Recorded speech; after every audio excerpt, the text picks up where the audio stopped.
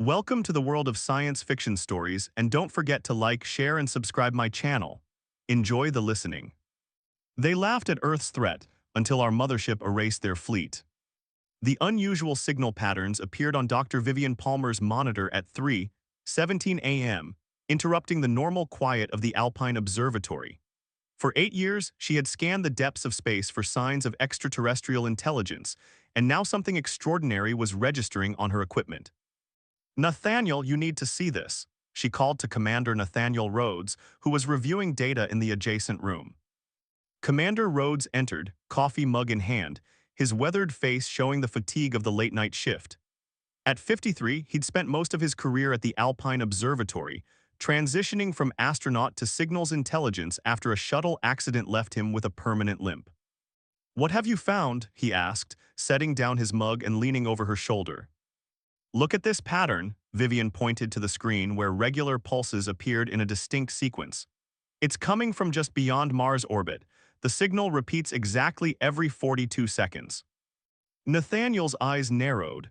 Natural phenomena don't produce patterns this precise. "Exactly, and look at this frequency analysis." Vivian pulled up another screen. "It's modulated in a way that suggests information encoding. This is deliberate communication." Nathaniel straightened, the implications hitting him like a physical force. After decades of sending messages into the void, something had answered. "Run verification protocols," he ordered, reaching for the secure phone. "I need to notify Central Command immediately." Within hours, the Alpine Observatory transformed from a quiet research facility into the center of Earth's most significant discovery. Military personnel arrived as government agencies worldwide mobilized in response to the news.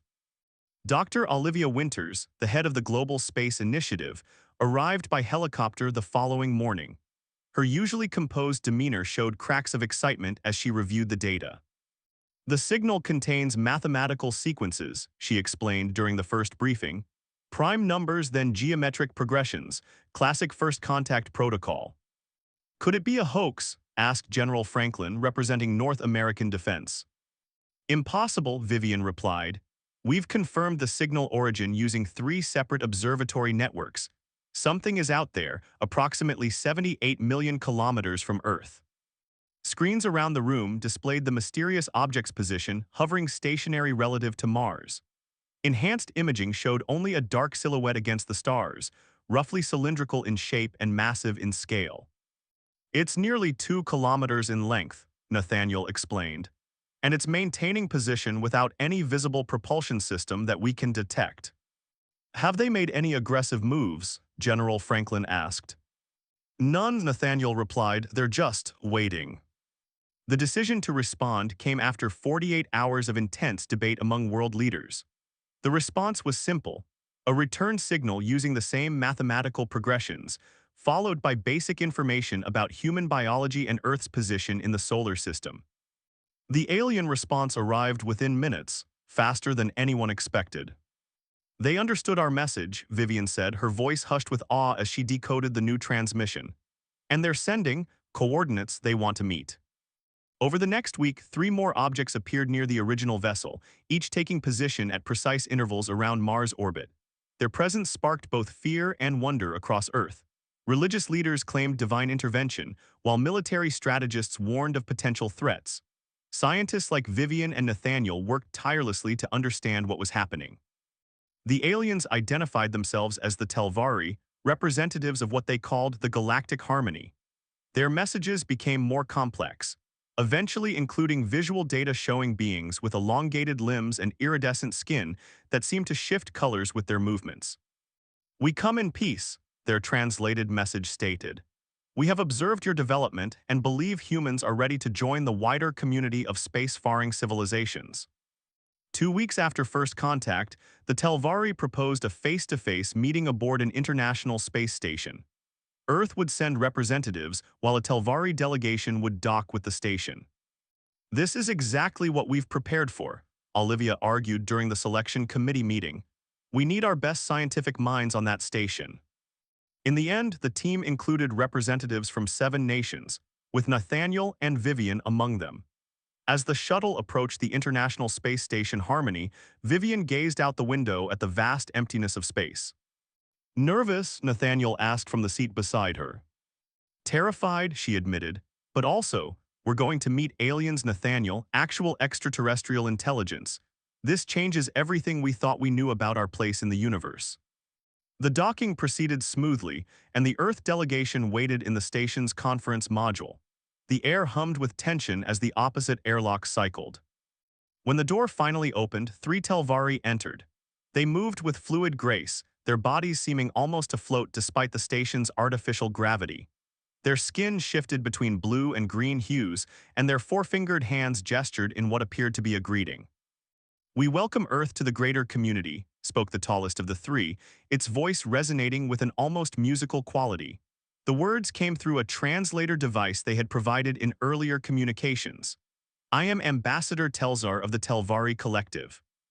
"We are honored to meet you," Olivia responded as the designated spokesperson.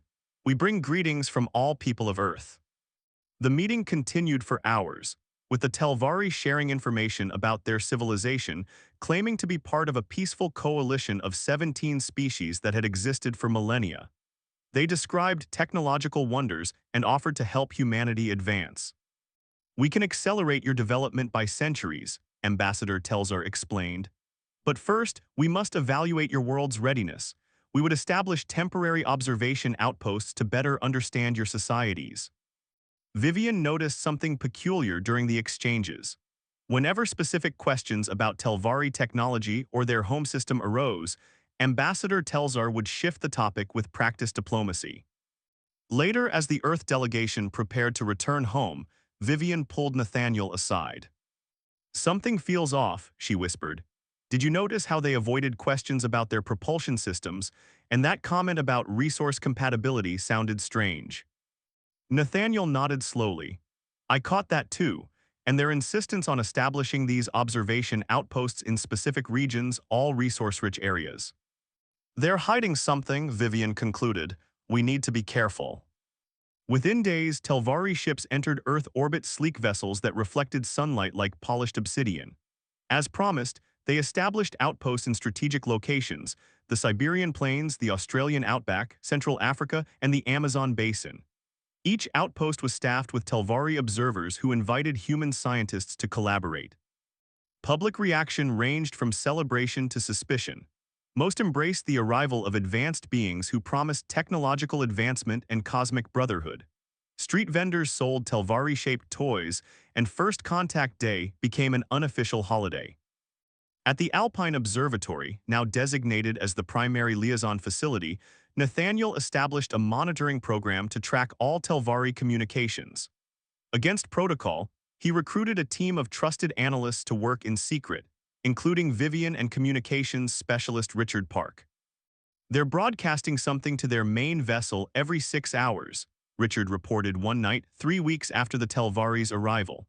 "It's heavily encrypted, but the data packets are enormous, way too large for simple status reports." Vivian frowned. What would require that much data? "Comprehensive scans," Nathaniel suggested grimly. "Detailed mapping of our infrastructure, resources, military capabilities." Their suspicions grew when a junior technician, Marcus Hayes, discovered a discrepancy in the Telvari's public communications. "Their translators are filtering certain terms," he explained, showing them his findings. "What they're transmitting as cultural exchange actually translates closer to preliminary assessment in their native language patterns." Vivian felt a chill. Assessment for what? The answer came unexpectedly when Richard managed to intercept and partially decode a transmission from the Telvari command vessel. The message contained reference to harvest protocols and indigenous resource management. "They're not here to welcome us to any galactic community," Nathaniel realized, his face pale in the glow of the monitor. "They're preparing to take what they want from our planet." "We need to warn the Council," Vivian said. But convincing world leaders proved difficult. The Telvari had already begun sharing limited technological advances, medical treatments that cured formerly intractable diseases, agricultural methods that increased crop yields dramatically. Many nations had invested heavily in Telvari partnerships.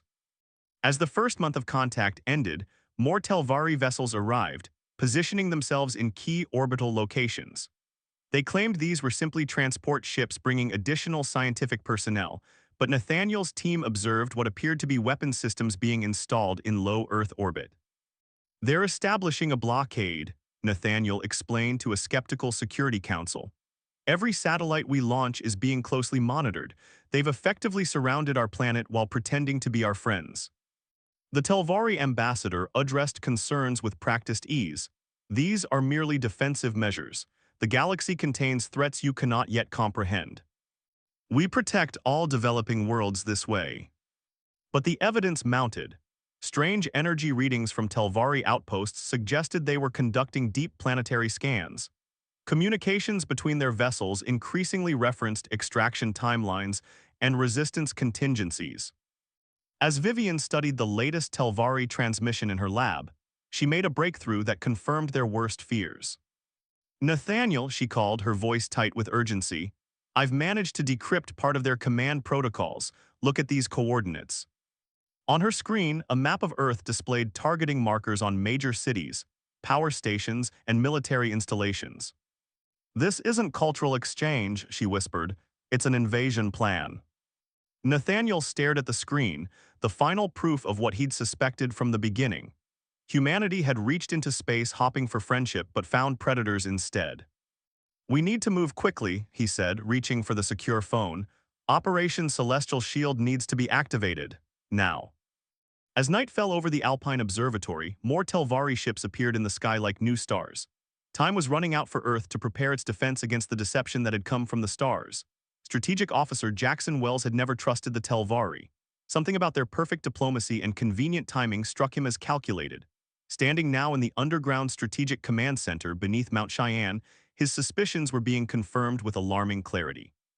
"Show me the orbital patterns again," he ordered, addressing the team of analysts monitoring Earth's increasingly crowded skies. Engineer Priya Narayan, whose expertise in extraterrestrial technology had earned her a position on the response team, manipulated the holographic display. 27 Telvari vessels appeared as glowing points above a rotating Earth.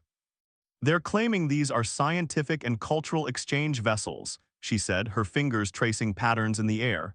"But look at their positioning." The vessels had established equidistant orbits that effectively created a grid around the planet. To the untrained eye, it might appear random, but Jackson immediately recognized a military formation.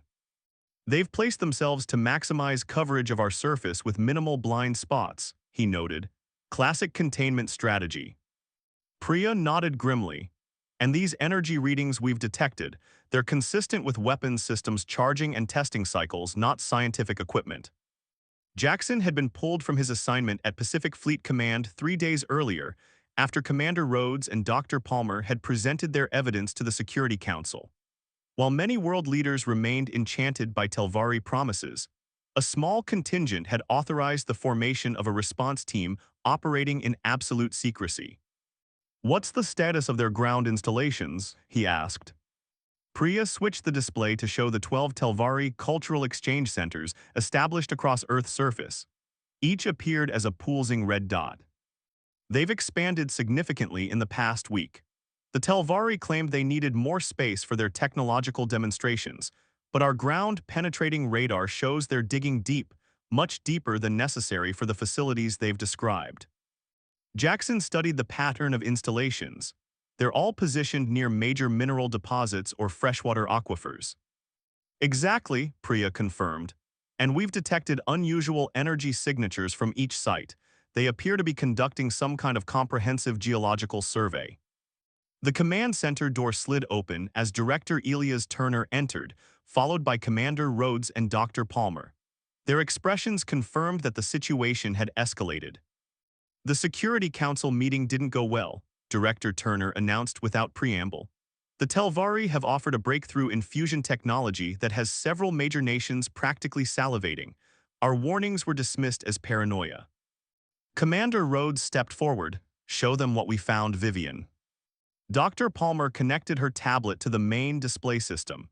A series of intercepted communications appeared, partially translated from the Telvari language. We managed to decrypt more of their internal communications, she explained. They're discussing something called Phase 2, scheduled to begin in approximately 72 hours. Jackson leaned forward, reading the translated text with growing alarm. Resource acquisition protocols, population management procedures, resistance suppression measures. He looked up. This isn't preparation for cultural exchange, it's an invasion plan. Precisely, Director Turner confirmed. And we believe they're accelerating their timeline. Our intelligence suggests they detected our attempts to access their communications. Priya cleared her throat. There's more. I've been analyzing the materials they're using in their outposts. They're installing what appear to be massive energy collectors beneath each facility. Based on the schematics we've managed to gather, they could potentially tap directly into Earth's magnetic field. What would that accomplish? Jackson asked. Complete electromagnetic disruption, Priya explained. They could disable our power grids, communications networks, and defense systems with a single coordinated pulse. The room fell silent as the implications sank in. Earth, despite all its military might, would be defenseless against such an attack. We need to present this evidence to the full General Assembly, Commander Rhodes insisted. Some nations remain skeptical of the Telvari's intentions. Ambassador Telzar has requested a private audience with the Security Council tomorrow, Director Turner replied. We believe they're going to present their final gift before launching their attack. It's our last chance to expose them. Jackson crossed his arms, and if diplomacy fails. Director Turner's expression hardened. Then we activate Celestial Shield. The name sent a ripple through the room. Most present knew only rumors about the ultra-classified project hidden in plain sight for the past decade. The following day, representatives from 12 nations gathered in the secure conference facility beneath the United Nations headquarters in New York. Ambassador Telzar arrived with 4 other Telvari officials, their iridescent skin shifting between hues of green and blue as they took their positions at the diplomatic table. Jackson and Priya monitored the proceedings from the adjacent observation room, along with Dr. Palmer and a team of analysts ready to examine any technology the Telvari might present. Honored representatives of Earth, Ambassador Telzar began, its melodic voice translating smoothly through the system. The Telvari Collective has observed your world's remarkable progress with great interest. Today, we wish to offer you the greatest gift of all, unlimited clean energy. With a graceful motion, one of the Telvari assistants placed a small crystalline device on the table. It glowed with an inner blue light. This prototype quantum fusion initiator can provide enough energy to power your entire eastern seaboard, Ambassador Telzar continued. We propose installing similar devices at each of our exchange centers linked to your existing power infrastructure. Within months, energy scarcity will become a memory for your species. In the observation room, Priya's hands flew over her scanner. That's not a power generator, she whispered urgently. The energy signature matches the devices we detected beneath their outposts. It's part of their electromagnetic disruption network. Jackson immediately relayed this information to Director Turner, who was representing Earth's unified defense interests at the table. Director Turner stood, interrupting Ambassador Telzar's presentation. Before we proceed, I'd like to address some concerning discoveries our scientists have made regarding Telvari activities on Earth. The ambassador's skin rippled, momentarily flashing a deep purple before returning to its calm blue. What concerns could possibly overshadow the gift we offer today? Perhaps the fact that your gift appears to be part of a planetary takeover system, Director Turner replied evenly, activating the room's main display. Images of Telvari ships in tactical formation appeared, along with the decoded communications about resource acquisition and resistance suppression.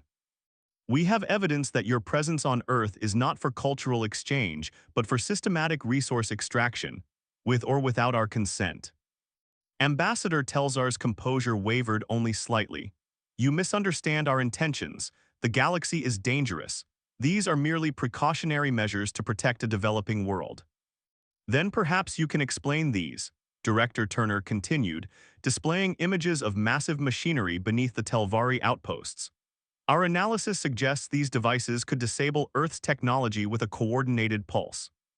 The conference room erupted in concerned murmurs as representatives from other nations demanded explanations. Ambassador Telzar's skin now pulsed between deep purple and red, colors they had never displayed before. In the observation room, an analyst suddenly called out. Energy spike detected from the Telvari vessels in orbit. On their monitors, the Telvari ships had begun moving, adjusting their positions to create an even tighter net around Earth. Communications from the vessels showed increased activity. They're initiating something, Priya warned, studying her readings. All their systems are powering up simultaneously. At the conference table, Ambassador Telzar stood to its full height, abandoning all pretense of diplomacy. Your suspicion is regrettable but not unexpected. Primitive species often resist what they cannot understand. With a gesture, the crystalline device on the table pulsed brightly. Immediately, electronic systems throughout the building flickered. This was to be a peaceful integration, the ambassador continued, its voice now carrying a harder edge. The Telvari Collective has harvested thousands of worlds. Yours will simply be the latest. Security personnel rushed into the conference room, but the Telvari representatives had already activated personal shields that repelled all attempts to approach them. You have 24 Earth hours to surrender control of your major governmental systems and resource management infrastructure, Ambassador Telzar announced. After that, we will take what we require with or without your cooperation. With those words, the Telvari delegation dissolved into particles of light, teleporting back to their orbiting vessels before anyone could respond. In the chaos that followed, Jackson received an urgent communication from command. All around the world, Telvari outposts had simultaneously activated unknown technologies. Power grids were failing in major cities. Communication systems were being jammed. Military bases reported weapons systems suddenly offline. It was happening exactly as they had feared. It's time, Director Turner said grimly as he rejoined them. Activate Celestial Shield, authorization code Prometheus Rising. Jackson entered the code into his secure terminal, initiating a countdown that had been prepared for years but never expected to be used. Across the globe, hidden installations received the signal and began their activation sequences. As night fell over a panicked world, Priya and Jackson hurried to their transport, a hypersonic craft that would take them to the operations nerve center hidden deep beneath the Antarctic ice shelf. There, they would join Commander Rhodes and Dr. Palmer for humanity's last-ditch effort to repel the invasion. Do you think it will work? Priya asked quietly as their craft soared over the darkening Atlantic. Below them, city lights flickered and died as the Telvari disruption spread.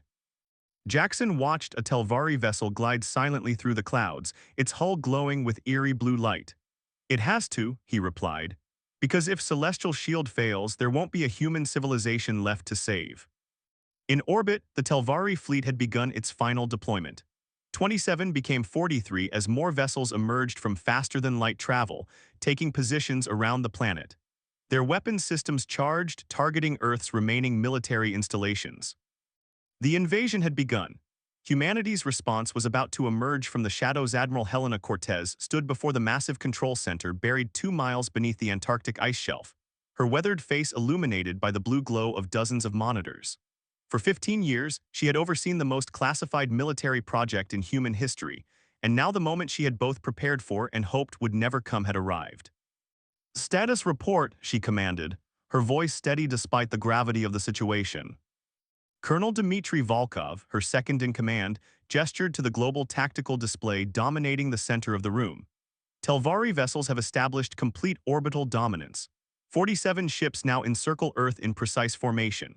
Their ground installations have activated some kind of energy field that's disrupting our power grids and communications networks across 80% of populated areas. Military response capabilities, she asked. Severely compromised, Dmitry replied grimly. Conventional weapon systems are experiencing widespread failures. Nuclear deterrent remains functional, but launch systems are being actively jammed. Helena nodded, having expected as much. And Celestial Shield components. At this, Dmitry allowed himself a small smile. 100% operational, Admiral. The Telvari disruption technology can't affect our systems since they operate on entirely different principles. Then we proceed as planned, Helena decided. Initiate Phase 1. Around the control room, operators began the sequence they had rehearsed countless times over the years. Deep beneath the world's oceans, hidden in mountain caverns and concealed beneath polar ice, specialized facilities hum to life, drawing power from sources the Telvari couldn't detect or disrupt.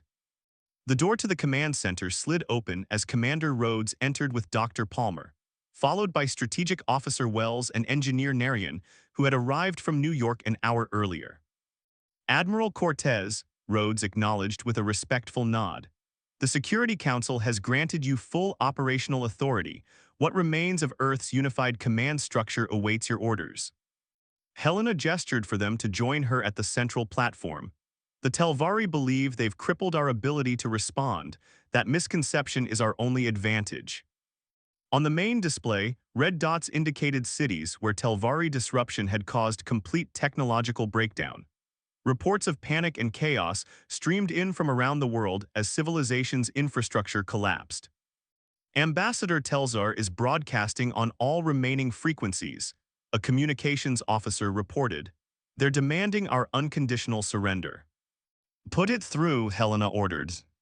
The ambassador's image appeared on screen, its skin now a deep crimson, a color they had come to associate with aggression in Telvari physiology. People of Earth, Telzar's voice resonated with cold authority. Your resistance is both futile and unnecessary. The Telvari Collective requires your world's resources, not its destruction. Surrender control of your governmental and industrial infrastructure and your population will be permitted to continue existence under our guidance. Resist, and we will be forced to implement more aggressive harvesting protocols. Helena stepped forward, activating the response channel. This is Admiral Helena Cortez of Earth Unified Defense. We reject your terms, Ambassador. Earth belongs to humanity. Telzar's expression shifted to something resembling amusement. Admiral, surely you understand your position. Your military capabilities have been neutralized. Your technology lies dormant. What possible defense could you mount? Perhaps you should scan the lunar surface, Helena replied calmly. The transmission ended abruptly, as the Telvari command ship detected new energy signatures emerging from the dark side of the moon. There, hidden for the past decade, the first component of Celestial Shield had awakened, a massive array of advanced defensive satellites constructed using technology reverse-engineered from a crashed alien vessel recovered from the Pacific Ocean 15 years earlier. Lunar array fully operational, reported Lieutenant Wei Chen from the Weapons Control Station. All 360 defensive satellites are online and targeting Telvari vessels. Helena turned to Dr. Palmer. You understand their technology better than anyone. Will this work? Vivian studied the tactical display, tracking the Telvari fleet's sudden repositioning as they detected the lunar threat. The array uses modified versions of their own weapon systems. They'll recognize the technology but won't expect us to have mastered it. If we can destabilize their formation, it creates an opening for Phase 2. Then let's show them humanity isn't as helpless as they assumed, Helena ordered. Lieutenant Chen, you may fire when ready. Across the 250,000 miles separating Earth from its natural satellite, energy surged through the lunar array. Beams of concentrated particles lanced out from the moon's surface, striking 3 Telvari vessels simultaneously. The alien ship's shields flared bright blue under the assault, holding initially before flickering and failing. 2 ships sustained critical damage, their systems overloading in cascades of light. The third managed to evade after the initial hit, its hull scorched but intact. In the command center, a cheer erupted as the tactical display registered the first Telvari casualties. Helena remained focused, knowing this was merely the opening move in a desperate gambit. They're responding, Dmitri warned as the Telvari fleet broke formation. 20 ships accelerating toward the lunar surface while others maintained Earth containment. Exactly as anticipated, Helena noted. Initiate Phase 2. Engineer Narian moved to a specialized console, inputting a complex sequence of commands. Activating the orbital defense grid now. What the Telvari hadn't detected in their initial scans of Earth were the hundreds of stealth satellites humanity had positioned in precise orbits over the past 5 years. Designed with absorptive materials that rendered them nearly invisible to conventional detection methods, these platforms had remained dormant until this moment. Now they activated simultaneously, generating an energy field that enveloped the planet in a translucent blue barrier. Shield integrity at 98%, Priya reported. The disruption field is being neutralized. Across Earth, the effects were immediate. Power systems flickered back to life as the Telvari technology was counteracted by the planetary shield. Communications networks re-established, allowing military and civilian infrastructure to reconnect. On the main display, the Telvari vessels showed signs of confusion, their formation becoming erratic as they encountered unexpected resistance. Several attempted to intensify their disruption field, only to have their energy absorbed and redirected by the Earth shield. "They're adapting," Jackson warned, studying the tactical movements. "3 vessels are altering their weapon frequencies. They'll breach the shield in specific locations if we don't adjust." "Compensating," Priya responded, her fingers dancing across her console, redirecting shield resonance to match their adjustments. Ambassador Telzar's transmission cut in again, its composure noticeably shaken. "This resistance is unexpected but futile. You've merely prolonged the inevitable. The full might of the Telvari Collective will descend upon your world if necessary." "We're counting on it," Helena replied before terminating the connection. She turned to Commander Rhodes. "Status of the Jupiter platform." "Final activation sequence initiated," he confirmed. "Captain Santiago reports all systems green. They await your command." Helena nodded gravely. "The shield won't hold indefinitely against their entire fleet. We need to draw in as many of their vessels as possible before revealing our final surprise." On cue, 5 massive Telvari dreadnoughts emerged from faster-than-light travel, positioning themselves at strategic points around Earth's orbit. Each dwarfed the earlier vessels, stretching nearly 3 kilometers in length. Their weapon systems began charging, generating energy readings that caused several monitors to temporarily overload. "Those ships could break through our shield with concentrated fire," Dmitri observed grimly. "Then we need to give them a more pressing target," Helena decided. "Activate the lunar array's secondary protocol." Lieutenant Chen initiated the command sequence. On the lunar surface, the defensive array reconfigured, its components realigning to form what appeared to be a massive weapon pointed directly at the Telvari command vessel. "Energy signature simulating at 200% above previous output," Chen reported. "They'll read this as a planet-killer charging sequence." The effect was immediate. The Telvari fleet reacted with alarming speed, all vessels including the dreadnoughts reorienting to target the lunar installation. Their previous methodical approach abandoned in favor of overwhelming force. "They've taken the bait," Jackson observed. 93% of their fleet is now focused on the lunar array, leaving minimal coverage over Earth itself. Helena allowed herself a moment of satisfaction. "Perfect, the lunar installation has served its purpose." She activated the command channel.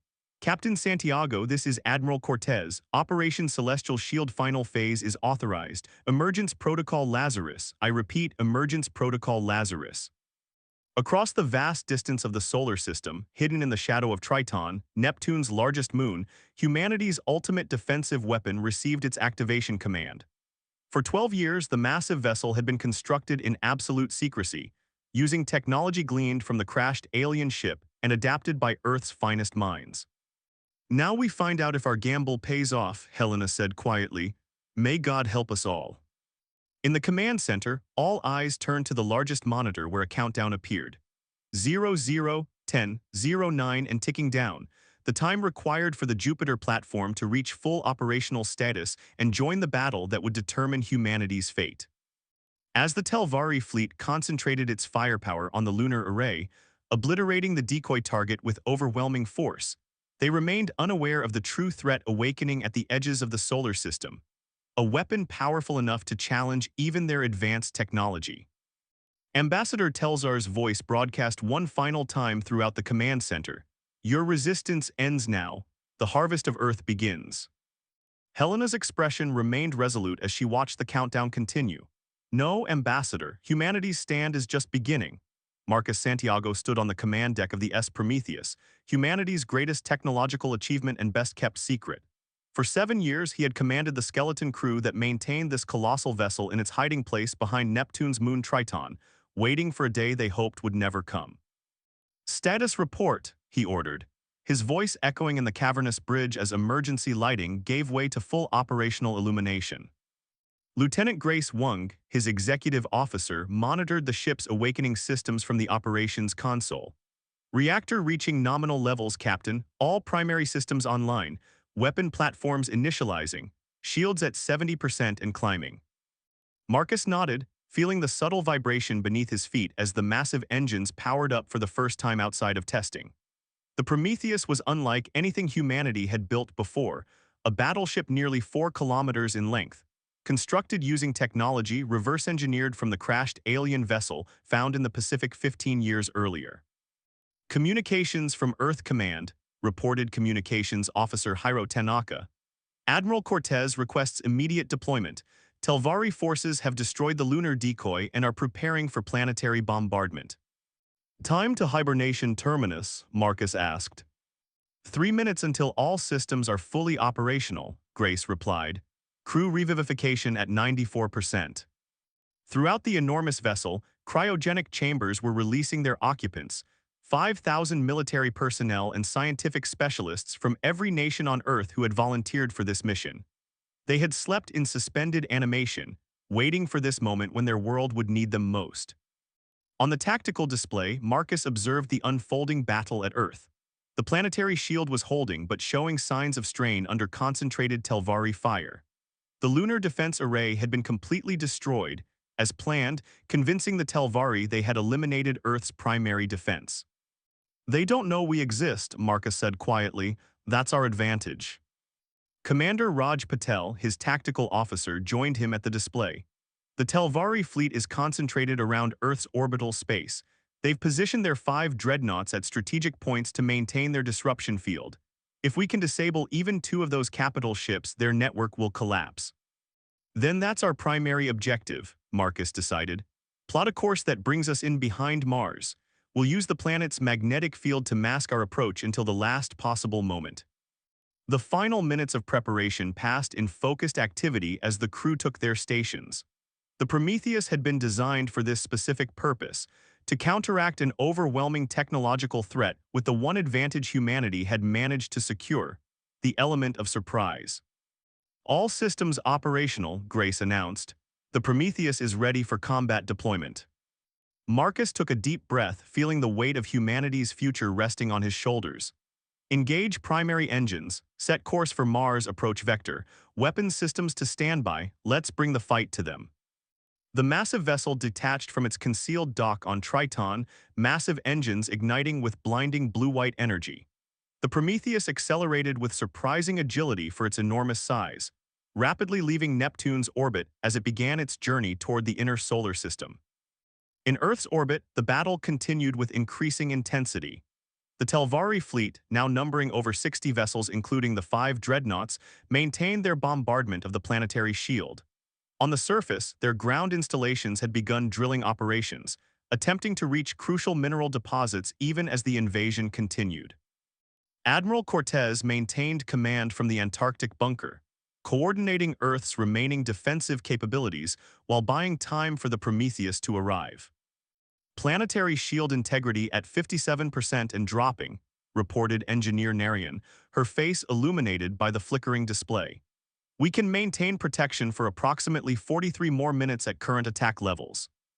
Jackson Wells' retry Claude hit the max length for a message and has paused its response. You can write continue to keep the chat going. Claude can make mistakes. Please double-check responses.